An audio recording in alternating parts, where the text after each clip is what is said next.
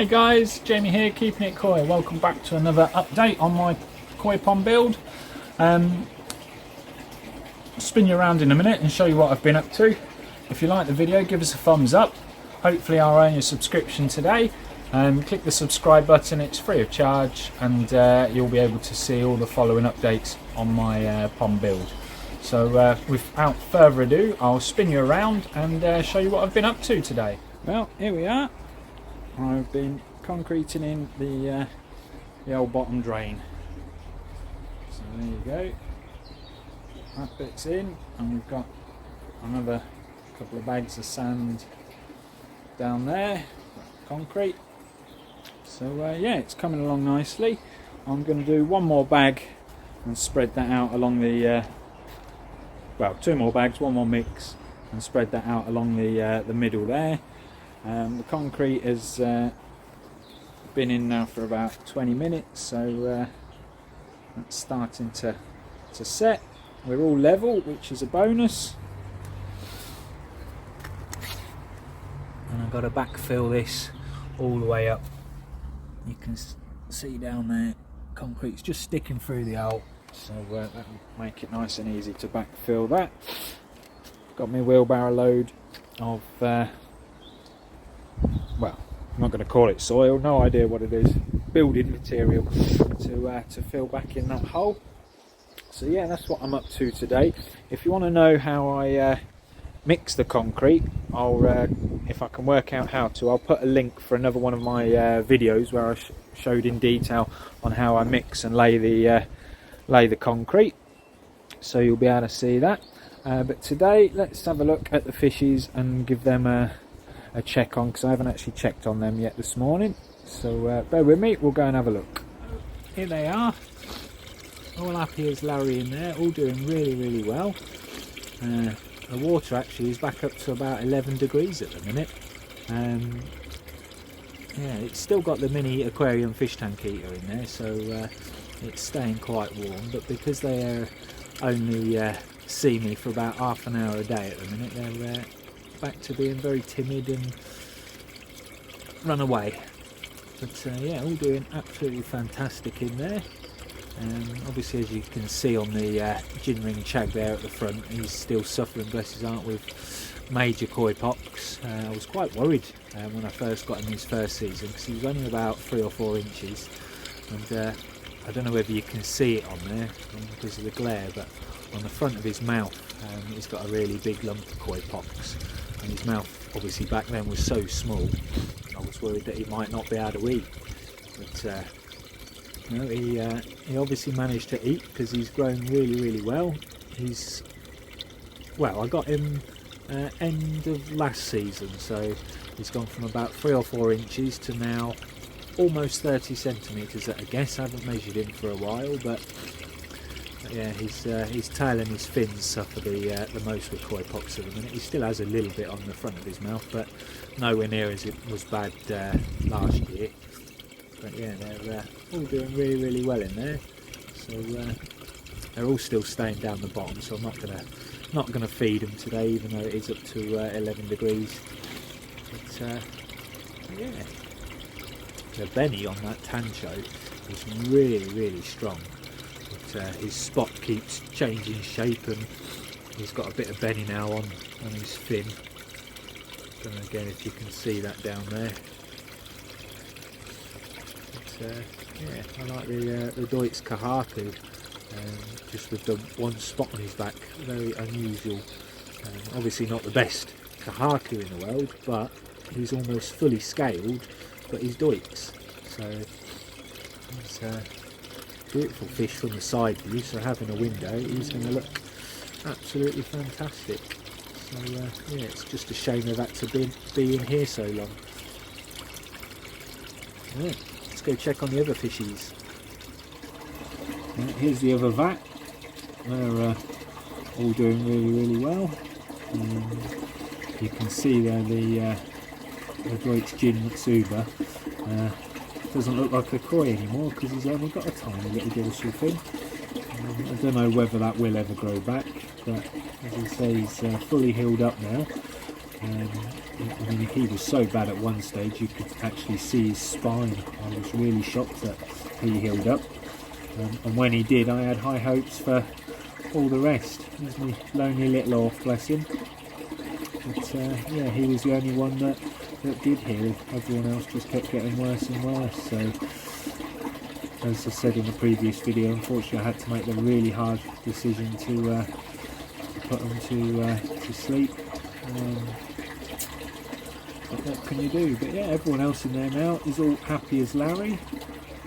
See, I don't know if you can see it there, but there's a tiny little black tench in the front there, and a little orange tench just behind him.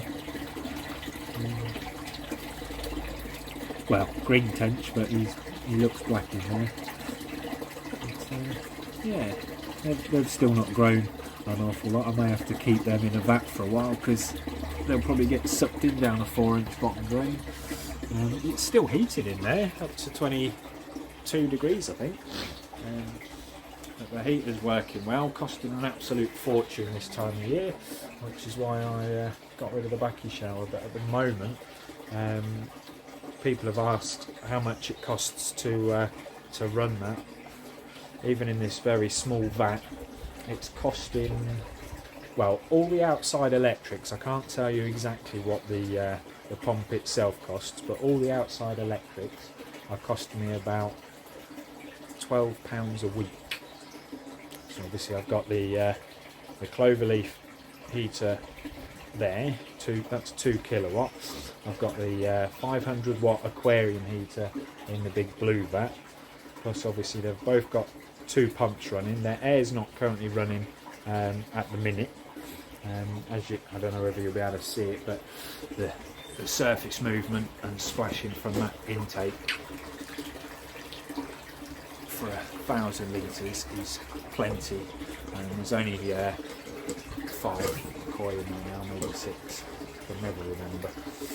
But when I get them all out, I can't put that back on now, typical, can't do anything one-handed when you're videoing. But yeah, so when I get them all out and put them into the main pond down here, I'll be able to keep a good eye on everybody. So yeah, we're getting there. We are getting there. I'll get that bit finished today, and then I'll get that all backfilled in over there.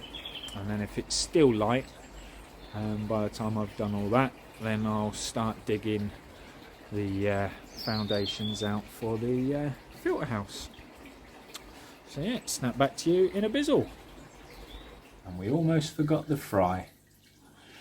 Yeah, they're doing fantastic in there. Growing really, really well. The fish tank is now unheated. I don't know whether I mentioned before, but I realised that in the house it never drops below 21 degrees. It sometimes gets down to 21 degrees, but then as soon as the heating kicks back in, it goes up to about 21.5. So setting it at 23 and having the aquarium heater in here, just extra cost. They won't grow as quick at 21 as they would do at 23, but to be honest, I don't want them to grow too quick this year, because if they grow too quick, they'll outgrow this fish tank, and they'll either go in the heated pond outside, which hopefully all the disease in there is gone, or they'll have to go in an unheated vat. And at this size, they wouldn't do very well in there this time of year, because obviously we've still got January and February to get through.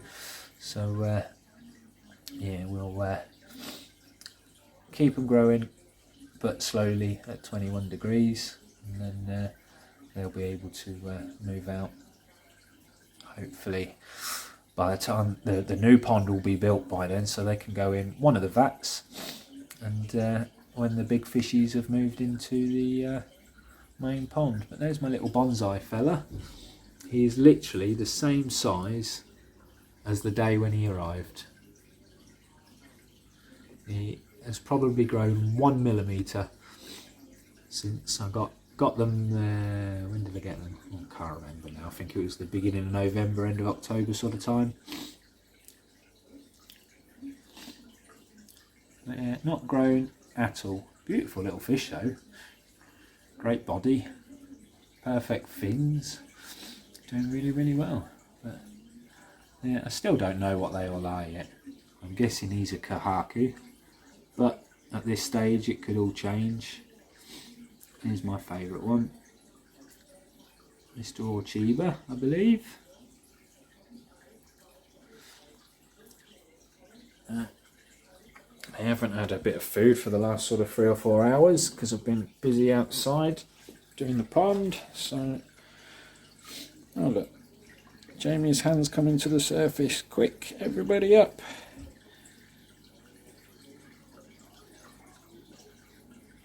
I haven't poured it in yet.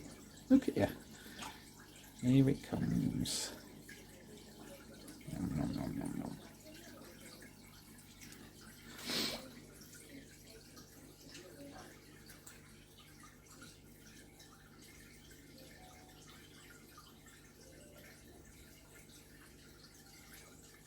Yeah, I've said it before, but because they're such varying sizes now, I've still got the stage 2 and stage 3 in this pot.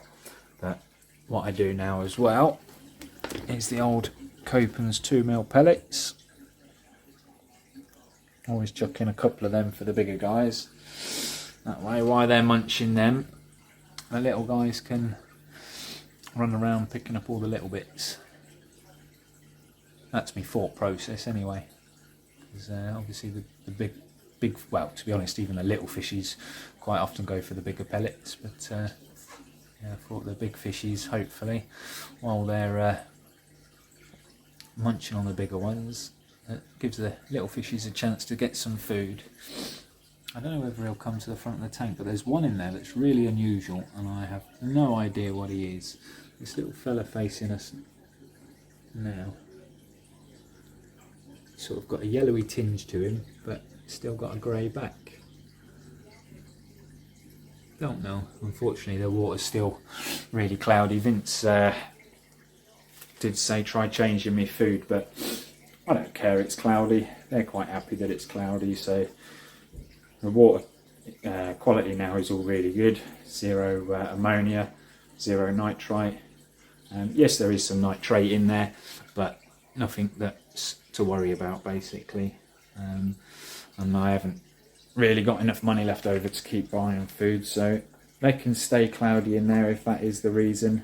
Someone else did say it could be floating bacteria, possibility. I thought it was just because I don't have a UV on there, but who knows.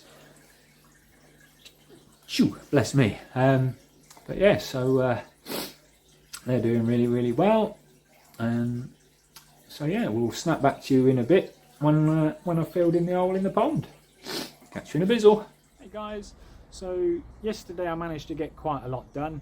I'll spin you around, I'll show you what I did manage to get done. So as you can see, I've managed to concrete in the bottom drain. That has completely gone off now. Solid as a rock.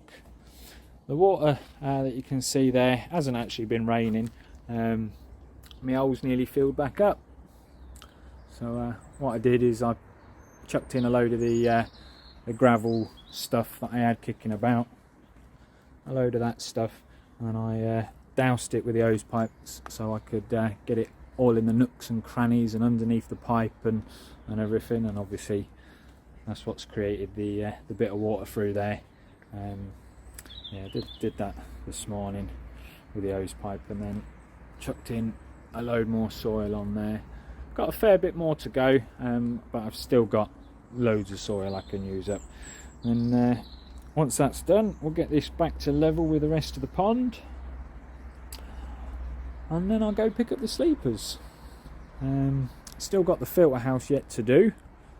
Haven't yet decided exactly how big that's going to be, whether it's just literally going to be a box around the filters or something I can get in and work, but probably more just a box around the filters, I think. Yeah, cross that bridge when I come to it. I'm going to start digging out the foundations for it this week, because it won't take me long to put the sleepers on here. Well, that reminds me, I need to order the rebar. Ooh, that might have to wait till next week as well. Maybe I'll dig the foundations out first. Yeah, I'll be using 12mm rebar through all the sleepers, so that'll hold it nice and still. I've also got, I've already got them, but I've got 300mm screws as well, which will go through obviously from one sleeper to the next, as well as the rebar. So rather than using hundreds of brackets, I'll still put some brackets on there, but rather than using hundreds of brackets, what I'm going to do is rebar obviously all the sleepers, but in between each layer I'll put a couple of the 300mm screws to pin them together. The rebar will hold them in place, and then the screws will pin them together, so they won't go anywhere. Yeah, I think I've decided on 12 rebar, 4 on each side. Maybe an extra one, 13. Put 13 along the long side. Obviously there's going to be a window this side, so yeah, we'll see. I'll probably order 15, and if I don't use them all I can just get rid of them. But yeah, so that's about it. So thanks for watching, guys. Hope you've enjoyed. If you did, give me a thumbs up. If you haven't subscribed already, I hope I've earned your subscription today. It's free to subscribe, and it just shows that you're a fan of the channel. And if you want to see more, hit the bell button, and that will notify you next time I upload a video. Thanks for watching Keeping It Koi. Job done.